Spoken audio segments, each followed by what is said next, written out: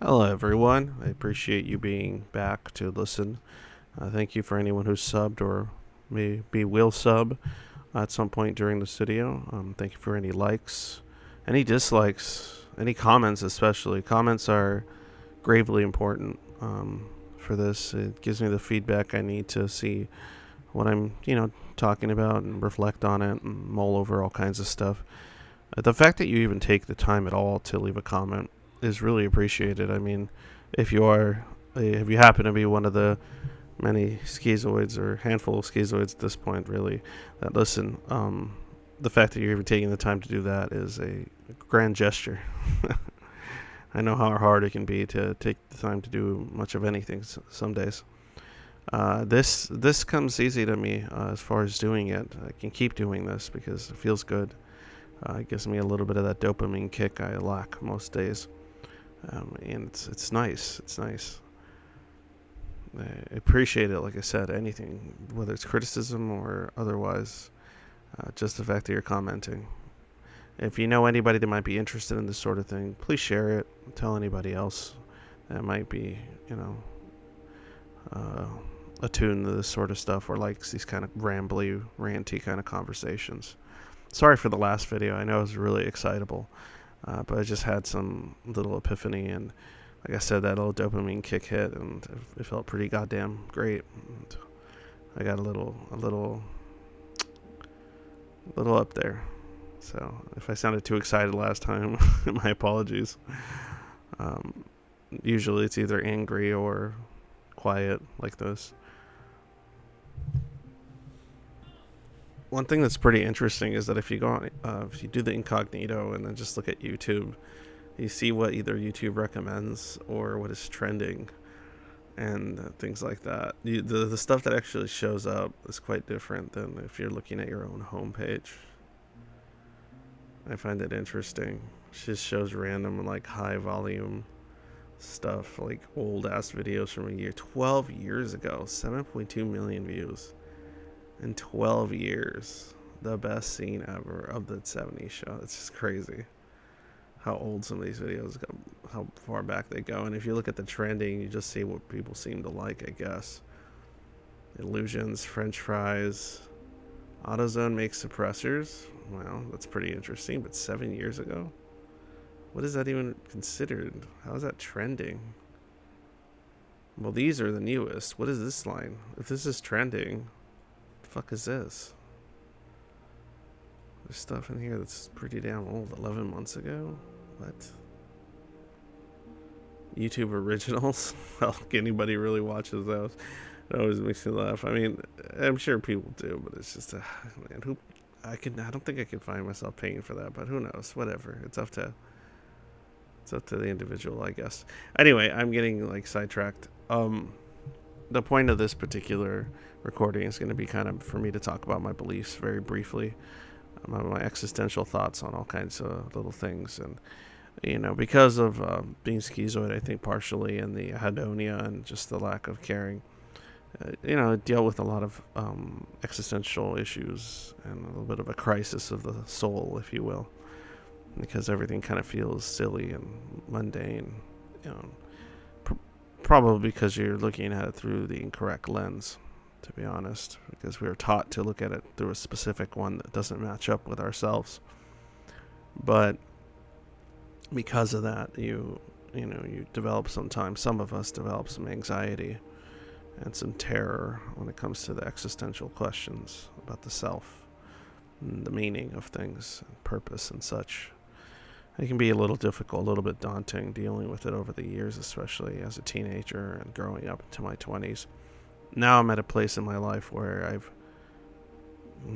accepted quite a bit. I've become more resigned to certain truths, and I've developed philosophically significantly because of reading I've done, and thinking, as we both, as if you're schizoid too, you know how much thinking you like to do inside your head, constantly building your you know philosophical ideas on all sorts of things, because that's all you're doing half the time is inside your head. But that's not a bad thing. It's just the way we are. Oh, before I do that, by the way, I also wanted to mention that in a few days, I believe on the 6th, which, if I'm correct, is going to be a Wednesday, I'm going to be recording a conversation between myself and another Schizoid YouTuber. Now, a lot of the other YouTubers that are Schizoid, if I've discussed it before, pretty much just kind of gone. Like, either they haven't uploaded anything in like almost a year or many, many, many months. They don't really leave a lot of information behind as far as social media, so it's hard to get a hold of them. And for obvious reasons, right? It's like a no duh, right? Considering what the subject is. And then, but there is one particular person, which I will show you here. This individual has actually uploaded videos, and they're a small channel like myself. And the cool thing is they want to have a convo in the near future so that we can talk about all sorts of different subjects pertaining to being schizoid and the such. They themselves, they're an artist, and they do all sorts of different projects and things, and have done so over the years. And though I'm not quite as creative, it's been interesting to talk to a more creative schizoid, and just hash out what similarities might exist and what things. Obviously, there's an age difference. I'm an older schizoid. They seem to be pretty young, so that age gap could be really interesting because it's kind of generational. So to see how maybe the interpretation of the world around us has been kind of changed or different, and see what things are the same and which aren't. And we're just going to talk about, well, just regular old stuff to see if any of you listeners will get some kind of relatability out of it. Or also talk about schizoid or ideas regarding being schizoid and experiences and such. But in any case, that's going to be happening from what I originally believe is going to be the 6th. So I don't have an exact time set up yet, but I'm going to record it. We're going to go through it, and then I'll upload it at some point. And then I'm assuming they'll probably upload it to their own channel. Perhaps, I don't know. It's up to them. I'll have to talk to them how they want to do that. But I just wanted to kind of shout them out. Not that I'm shouting anyone out. They have more subscribers than me. So, but point is, if you guys want another Schizoid channel to listen to or check out, there you go. There's another individual out there like myself that's kind of talking about this stuff a little bit. But it's good, I think, to have. If we could even have a small YouTube community of like 2 or 3 or whatever, a couple of different channels with schizoids of different types, discussing their life experiences and just kind of talking a little bit about what they go through, that's good, because then there'll be more experiences to kind of listen to and try to relate to and see and connect to in your own sort of way. It's also good because a lot of schizoids share similarities with other socially averted kind of PDs and disorders and stuff, like avoidance and things like that. So they might find something cool out of it too. And there's a lot of comorbids, so just because you're schizoid doesn't mean you're not this or that, or you don't deal with a different kind of mental illness or issue. So anyway, I'm kind of excited about that. It's going to be interesting. The oddest thing ever to get 2 schizoids to sit down somewhere and actually talk about things and try to see how that actually works out. It's kind of a fun experiment. But anyway, let me back out of here and just kind of get back to what I originally wanted to do here. Well, it's just going to be on the home page. I'm just kind of talking. But, okay. So beliefs, or systems of beliefs. So as I mentioned in the religion upload, I've always done a lot of reading pertaining to various religions, spiritual beliefs. I'm also a enjoyer of the occult literature, things like that. I do a lot of reading regarding philosophy and so on and so forth. And most of the stuff I listen to on YouTube either has to do with politics or philosophy or symbology and all sorts of different things. That sort of stuff It's fascinating to me, the idea of trying to interpret the universe, interpret reality itself, and trying to make something out of it through one's own cognitive means. I've always found that really fascinating, really exciting. As well as excited as I often get, right? But today I kind of want to talk about my own perspective and kind of the conclusion I've come to in my quest for purpose or meaning. And I think it's a good solution for a lot of schizoids out there. I mean, it's just something I'm thinking, especially since usually trying to partake in any kind of churches or social events pertaining to like belonging to a belief system or group of belief systems is difficult. And since we can't connect to a lot of the social aspects of it, then it becomes even more difficult to connect to the spiritual or philosophical things associated to the traditions or social events connected to those beliefs. So if you can't enjoy going to church and listening to a priest and being surrounded by people and hearing a liturgy and hearing someone else's interpretations of stuff and listening and still retaining attention, not becoming bored and uncomfortable with a social situation like that, or just becoming apathetic, if that's difficult for you, trying to connect to the spiritual aspects of that religion can probably be really difficult as well. And then when you do your own research or ideas, you might develop ideas that kind of run contrary to what you're supposed to believe, or interpretations that might be individual to yourself or idiosyncratic, as we like to say. And sometimes idiosyncratic beliefs about your religion that you're growing up in, or in a religion you want to take part in, isn't really that copacetic. You might have questions that rely too much on faith to be answered, and faith might not just function for you. I was one of those people, and so because of that, my belief systems were always in kind of disarray. So in all, I tried all sorts of agnostic positions, atheistic positions. I tried different types of philosophy, and I found Stoicism interesting in some aspects, because I'm already a lot of us schizoids are already pretty stoic to begin with, and even philosophically we tend to gravitate toward being stoic, as far as our lack of excitability when things happen around us that aren't necessarily good. Or good. I mean, objectively, I guess. But I have come to the conclusion to nihilism. And nihilism has a lot of very negative connotations to it. It has a lot of... usually when I listen to philosophical or political discussions on current state of affairs or whatever, or even theology, when nihilism is mentioned, it's usually with the negative connotation of like, oh, it's the giving up of the world around you, the giving in to sort of a form of hedonism almost, in which everything else stops mattering except physical or mental pleasures, and because nothing has meaning and everything is so abstract that it loses any sense of purpose. Okay, so that's not how I function. That is not the type of nihilism. That definition or view of nihilism is incorrect in my view, as far as with somebody that takes it more personally and takes a deeper look into what it is they're trying to develop within themselves. A phrase that I've heard before that's I guess I don't really agree with the way the phrase sounds, but it's the closest thing I can think of, is optimistic nihilism.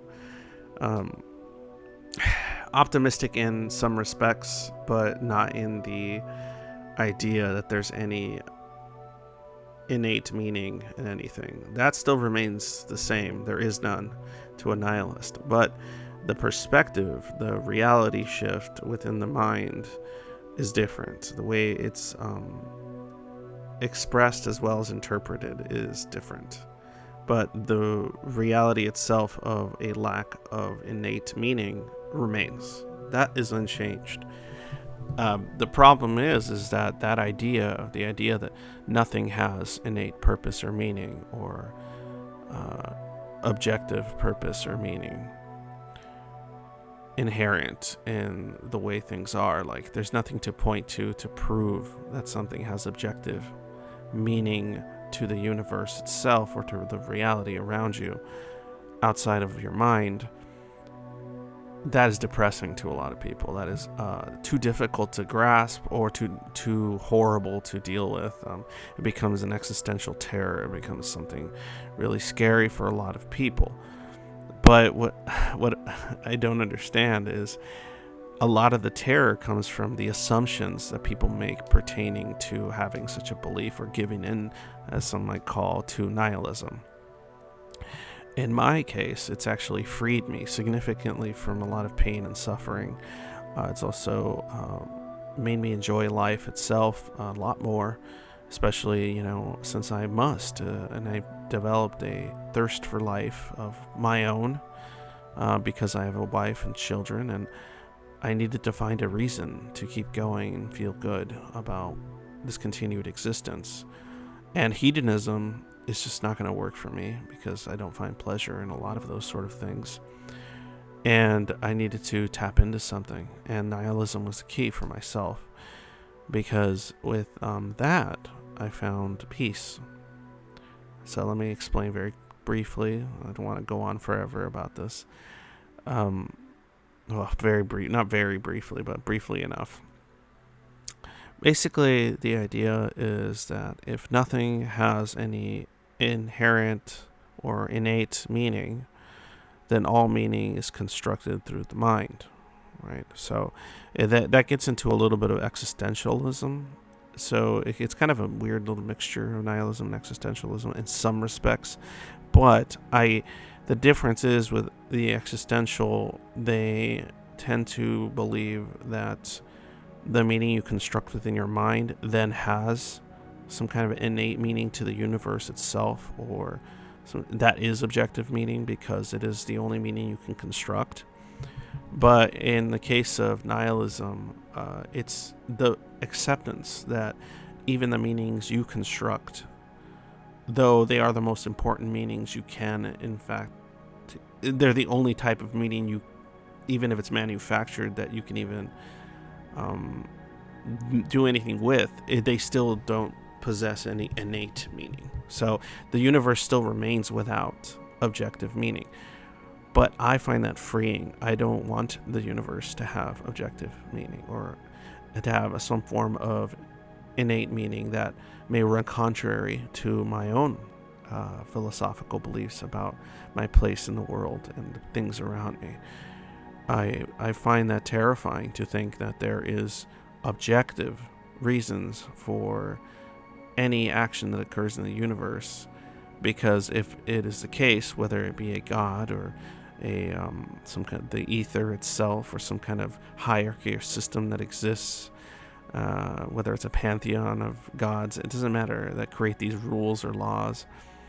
The idea that anything has this meaning that I myself did not give it, or the people around me did not give it, or other conscious minds, it doesn't even have to be humans if you want to get that far, other sentient beings did not give it, is terrible, because then that means that your interpretations or meanings of your reality come second to those around you on an objective level. So with that in mind, I find that this path brings me quite a bit of peace. And like I said before, I had a lot of existential terror because before I ran under the assumptions that if nothing has innate meaning, then everything is for naught and everything is pointless and I should just give up on life and it would freak me out and so on and so forth. But it's a matter of how you look at it, because now that it has none within my mind, because there's no way to ever prove objective or inherent meaning without, say, I almost like to call them like a plot device, a IRL plot device like faith.